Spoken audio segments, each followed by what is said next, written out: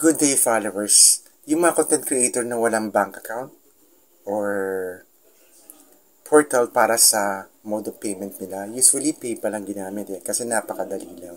Although may charges naman, pero napakadali kasi email lang ang kailangan mo.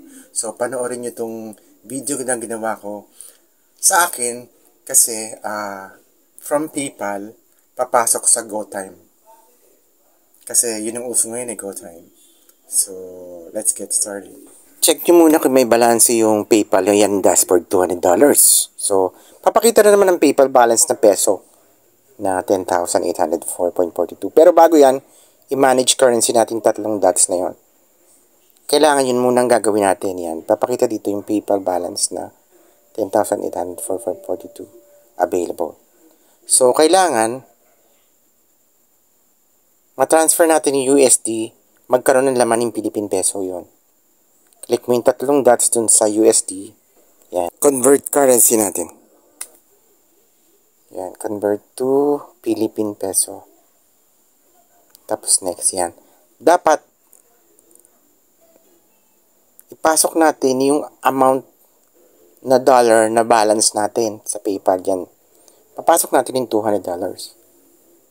Yan. Tapos enter mo lang next. Pag na-click mo na yung next, papakita niya na yung Philippine Peso magkakaroon ng laman yon. Wait mo. Yan. Convert. Kiklik mo yung convert. Yan. You converted $200 to 10. Yan.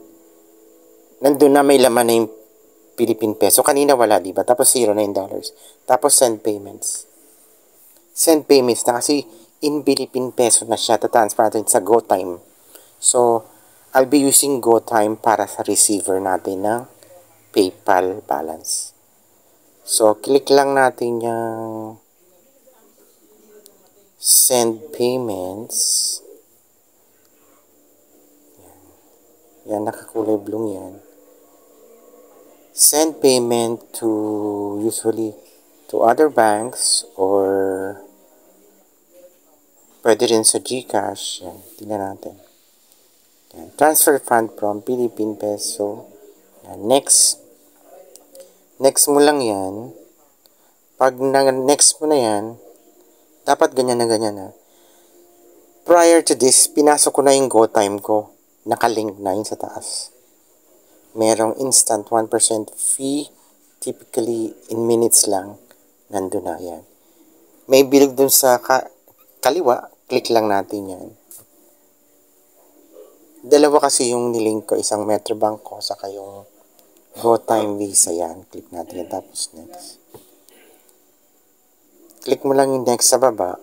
Dapat kasi prior to this, nilink nyo na lahat yung mga account na pagtatransferan nyo para mabilis. Para nadidetect agad ni PayPal. Tapos click natin yung next sa baba. Pag click natin yung next sa baba, dapat naka-highlight na yung GoTime, Visa, Classic Debit. Click natin yung. At first, nagdududa ako, binasa ko muna, transfer may take 1 hour and 30 minutes. Pero hindi naman nasunod yan. Minutes lang na transfer na kagad sa GoTime ko card. Yan. Click na natin yun. Next. May marireceive ka na email na pumasok mo yan sa GoTime. Bukod sa app, kung titignan mo talaga kung pumasok siya. Yan. Email lang talaga yung ating basihan ng mga transaction. Have a nice day, guys.